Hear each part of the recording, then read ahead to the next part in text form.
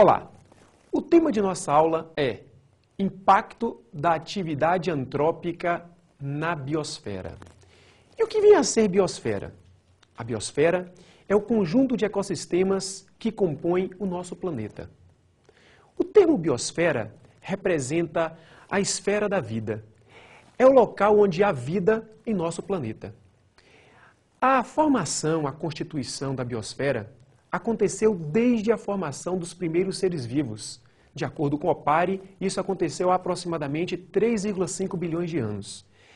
Nessa época, a Terra tinha algumas características que eram consideradas inóspitas e hoje são consideradas inóspitas, como, por exemplo, haviam apenas 4 gases, o metano, o hidrogênio, o vapor d'água e a amônia. Havia uma grande quantidade de descargas elétricas e apresentava ausência total do gás oxigênio. Essas eram as condições da atmosfera primitiva da Terra. Aí surgem os primeiros seres vivos. Segundo Opari, seres vivos com a capacidade de não produzir o seu alimento, organismos heterótrofos. E a partir da atividade metabólica, da evolução dos processos metabólicos e do surgimento de indivíduos mais complexos, essa biosfera foi se transformando. Por isso que é importante. Não esqueça, a composição da biosfera, a evolução da biosfera e a sua transformação não pode ser desvinculada à análise evolutiva dos seres vivos. Pois bem, a biosfera, ela apresenta uma limitação. Essa limitação vai desde altitudes elevadas a uma profundidade que pode chegar até 11 mil metros em regiões abissais em nossos oceanos. A biosfera, ela é subdividida, a gente pode dividi-la em 3 grandes ciclos: o talassociclo, o liminociclo e o epinociclo. O epinociclo compõe todos os ecossistemas terrestres, compõe todos os ecossistemas da terra firme. E cada um desses ecossistemas está na dependência do seu clima, que é o conjunto de fatores físicos que compõem essa região, esses ecossistemas. Podemos citar aqui alguns dos mais importantes ecossistemas desse ciclo, do epinociclo: a tundra, a taiga, a floresta temperada, a floresta tropical, o cerrado, caatinga, manguezais, como acontece em nossa região brasileira, em nosso país. Um outro ciclo de grande importância e grande diversidade é o talassociclo. O talassociclo corresponde aos ecossistemas dos oceanos. O talassociclo é dividido em 2 grandes domínios: o domínio bentônico e o domínio pelágico. Preste atenção. O domínio bentônico é caracterizado pela região de fundo, o fundo do oceano. E o domínio pelágico, ele representa a massa d'água do talassociclo.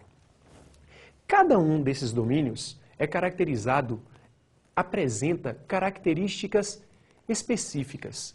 E é interessante notar, e nunca esqueça disso, que as características físicas, as características em termos de temperatura, elas são bem uniformes no talassociclo. O talassociclo também ele pode ser dividido em região eufótica, onde há a presença constante da luz, e região afótica, sem luz. E quanto aos organismos do talassociclo, isso é bem específico em prova. Nunca esqueça, ele pode ter indivíduos planctônicos, nectônicos e bentônicos. Planctônicos são aqueles que não apresentam capacidade de nadar, não apresentam capacidade de se locomover. Eles ficam à mercê da correnteza. Os bentônicos são aqueles indivíduos que vivem no substrato. Mas, Sérgio, o que vem a ser substrato? No fundo, eles podem ser fixos e assim são chamados de sésseis, ou então livres, ou então errantes. Eles podem se deslocar. Imagine o caranguejo. E também podem ser nectônicos. O que são nectônicos? São os organismos que apresentam capacidade de natação, os peixes, os mamíferos marinhos. E um outro ciclo é o liminociclo.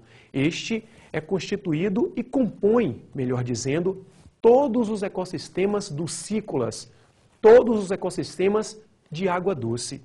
É dividido em duas províncias, a província lótica e a província lêntica. A lótica compõe as águas correntes.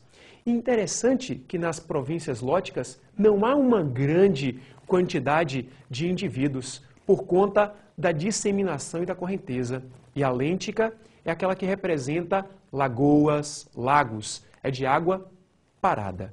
Então, não esqueça, há 3 ciclos: talassociclo, conjunto de ecossistemas marinhos; epinociclo, conjunto de ecossistemas terrestres; e liminociclo, conjunto de ecossistemas de água doce. E cada um destes ciclos é caracterizado fisicamente e em termos de biodiversidade de acordo com as suas características. A busca incessante por energia faz com que o homem, de maneira descontrolada, utilize os recursos da nossa biosfera. Por exemplo, precisamos de energia para nos alimentar, então temos que plantar. E para essa plantação, para essa aquisição grande de alimento, utilizamos muitas substâncias como inseticidas, fungicidas, que podem comprometer os nossos solos, os nossos rios, por exemplo.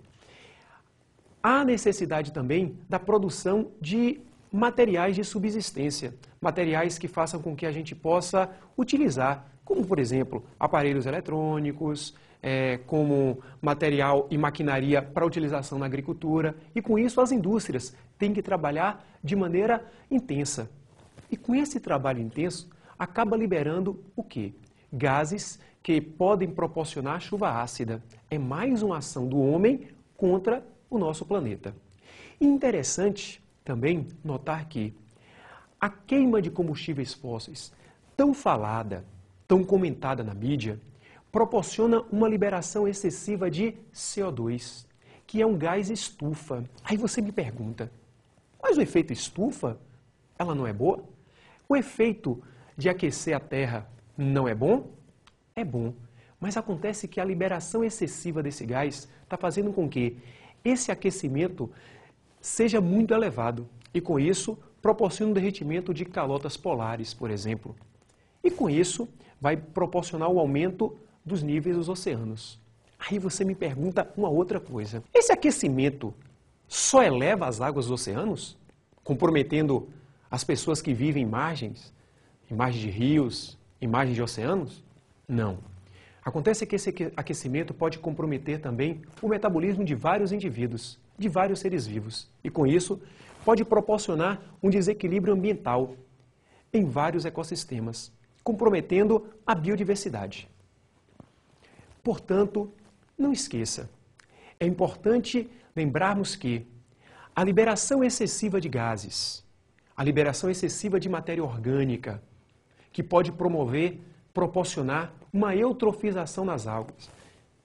Você me pergunta, o que é eutrofizar?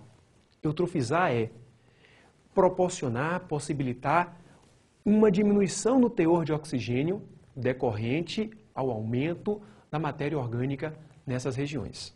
Uma outra ação perniciosa do homem na biosfera é a inserção, a introdução de animais, de seres vivos que não sejam naturais daquela região. Com isso, pode comprometer a biodiversidade local. Lembre-se que a utilização de energias alternativas, como a energia solar, energia eólica, a utilização de biocombustíveis, do etanol, são uma das medidas que podem ajudar na manutenção e na preservação de nosso planeta. Outra coisa, o controle da poluição, o controle da biodiversidade e principalmente a sua preservação depende fundamentalmente de fatores que sejam esclarecedores e da educação da população. Portanto, bom estudo e tchau!